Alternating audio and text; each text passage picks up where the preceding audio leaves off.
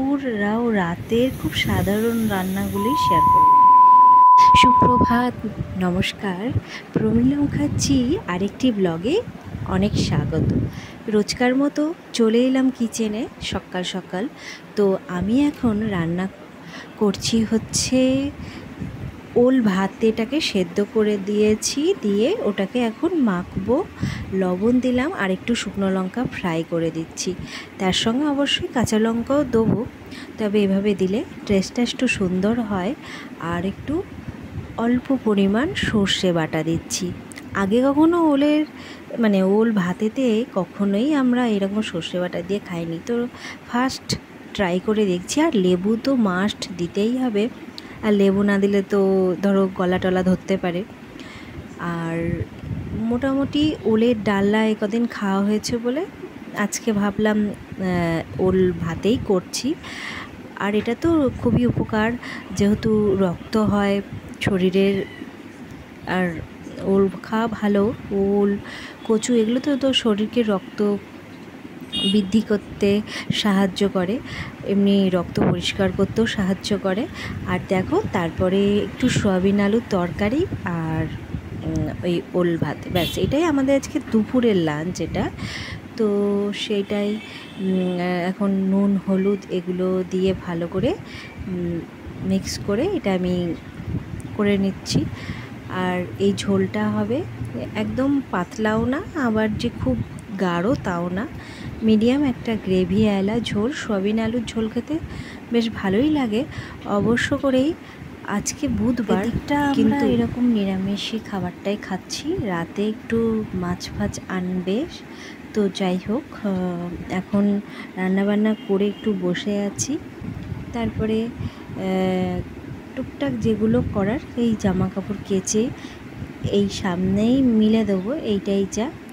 তো ওই ওপরটা তো করে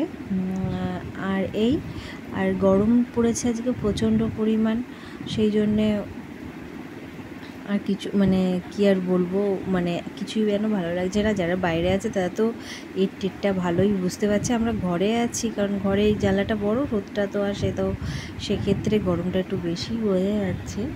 আর বাইরে প্রচণ্ড গরম, আমি যেহেতু জামা কাপড় মেলা আছে বলে একটু ঠান্ডা থাকে ঘরটা, নাহলে প্রচণ্ড গরম। আর গরমটা তো ভাদ্র মাসে পড়েছে, তবে যাই বলো, বৃষ্টিটা যেন ভালো লাগে না। এটা শরৎকাল, আর শরৎকালে বৃষ্টি হলে বড়ই বেমানান, তাই কি না? আমার তো মোটেও পছন্দ না, শরতের সময় যে বৃষ্টি পড়বে আর প্রচণ্ড পরিমাণ। তবে আমার পাশ থেকে যে নয়েজটা আসছে তার জন্য ভীষণভাবে সরি, কারণ এখানে গাড়ি বাস প্রচুর যায়, তো ওর জন্য। তো এরপরে আমি রাত হয়ে গেছে, সকালের পর আর তোমাদের সামনে আসিনি। এখন রাত্রেবেলায় আমি আজকে রান্না করছি হচ্ছে এই মাছের ঝোল করব। তবে যে মেথি যে পাতাগুলো হয়, সেই মেথি গুঁড়োটা দিয়েই করব, একটু অন্যরকম। এদিকে গরম তেলে আলু আর পেঁয়াজ কাঁচা লঙ্কা এগুলো আগে ভেজে নিয়ে, তারপরে আদা রসুন বাটা এগুলো ভালো করে মশলাগুলো বেটে, নুন হলুদ শুকনো লঙ্কার গুঁড়ো এইসব দিয়ে ভালো করে মশলাটাকে ভালো করে কষিয়ে নিচ্ছি, সুন্দর করে কষিয়ে নিচ্ছি, যাতে কোনো একটা যে পেঁয়াজের যে গন্ধ বেরোয় সেটা যাতে কেটে যায়। তো তারপরে আমার দেখো মশলা ভালো করে কষানো কমপ্লিট। এবার একটু জল দিয়ে দিলাম, যেমন হয় সাধারণত রুই মাছের ঝোল, তো সেইভাবেই করছি। আর এরকম পাতলা, খুব একটা পাতলাও না, এরকম ঝোল খেতে বলো কার না ভালো লাগে, আর আমাদের তো ভালোই লাগে। আর যার জন্য একটুখানি মেথি ওই পাউডারটা দেবো, ধরো একঘেয়েমি ব্যাপারটা থেকে একটু রকম আলাদা রাখবে। তো মাছ 3টে দিয়ে ফেললাম, এবার একটুখানি এটা হোক, তারপর মাছটা নামিয়ে নেবো। আজকে সারাদিন সেভাবে আসেনি, এই রান্না টাইমটুকুই তোমাদের সামনে আজকে শেয়ার করলাম, এভাবেই রান্নাটা করলাম আজকে। তো অনেক দিন হলো সকালটুকু দেখেই ভিডিও দিয়ে দিচ্ছিলাম, তো ভাবলাম যে আজকে একটু ভিডিওটা তোমাদের কাছে একটু ঠিক মতো পৌঁছাই। আর চলো বন্ধুরা, আমার মাছের ঝোলটা হয়ে গেলে আজকে নামিয়ে কিছুক্ষণ পর আমরা তারপরে রাতের ডিনারটাও সেরে নেবো। এর সঙ্গে তো একটু ভাত করেছি গরম গরম।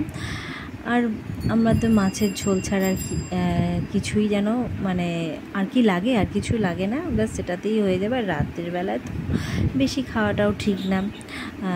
তো নর্মালি আমার মাছের ঝোল যেমন হওয়ার হয়ে গেছে, কালারটাও বেশ ভালোই হয়েছে। তো আমি এবার একটু পরেই লাঞ্চটা করে নেবো। আর গরমটা এতটাই পড়েছে সে আর বলার না, বারবারই বললাম আমার ডেইলি রুটিন। তো ভালো লাগলে লাইক করো, ভালো থেকো সবাই, টাটা।